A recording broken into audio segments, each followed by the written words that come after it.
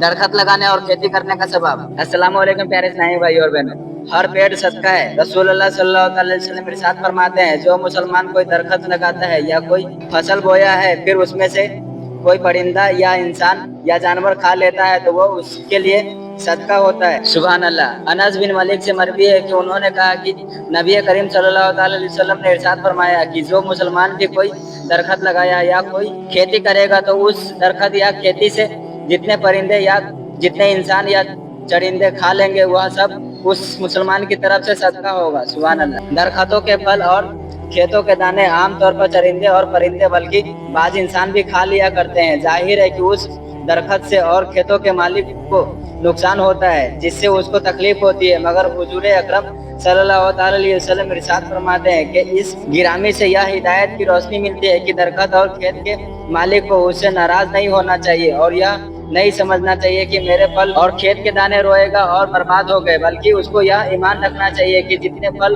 परिंदों और चरिंदों ने खा लिया और जितने दाने चुग लिए या इंसानों ने उसकी इजाजत के बगैर खा लिए, अगरचे इन बे इजाजत खाने वालों ने चोरी का गुनाह अपने सर लिया, मगर दरखत और खेत के मालिक को सदका करने का सवाब मिलेगा। लिहाजा उसको चाहिए कि अजर और सवाब मिलने की उम्मीद रखे और रंज व मलाल न रखे, बल्कि सब्र के साथ खुदा का शुक्र अदा करे।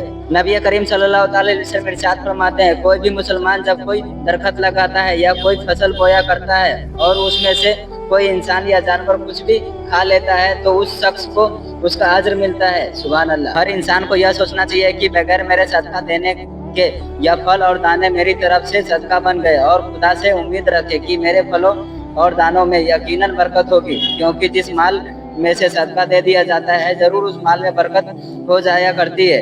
लिहाजा यकीन रखना चाहिए कि जिस दरखत और खेत में से परिंदे और चरिंदे और इंसान खा लेंगे तो अल्लाह ताला जरूर उन दरख्तों के फलों और खेत के दानों में बरकत अता फरमाएगा इंशाअल्लाह ताला। रसूलुल्लाह सल्लल्लाहु अलैहि वसल्लम इरशाद फरमाते हैं, अगर क़यामत कायम होने लगे और तुम्हारे हाथ में कोई पौधा या दरखत हो और तुम उसे लगा सकते हो तो तुरंत उसे लगा दो। इस हदीस से बाज़ उलमा ने यह मसला निकाला है कि तमाम कमाइयों से बेहतर हाथ की कारीगरी है, और अक्सर उलमाए किराम ने यह तहरीर फरमाया कि सबसे अफजल कमाई तिजारत है, लेकिन ज़्यादातर हदीसों से यह रोशनी मिलती है कि सबसे अफजल व आला कमाई हाथों की कारीगरी है। वल्लाहु ताला आलम। इस हदीस पाक को जानने के बाद हमें यह पता चला कि पेड़ पौधा लगाना भी एक सदका है, क्योंकि अगर हम कोई पेड़ पौधा लगा देते हैं और उसमें जो भी फल वगैरह पर फलेंगे या फूलेंगे तो उससे अगर कोई परिंदा या कोई इंसान खाएगा तो वो भी एक सदका कहलाएगा अल्लाह ताला की नज़र में। तो उसका फ़ायदा यह होगा कि बगैर सदका किए ही आपका सदका अदा हो जाएगा, और उस पौधे के नीचे अगर कोई बंदा आराम करेगा तो उसका भी आपको सदका मिलेगा और उसका भी आपको सवाब मिलेगा।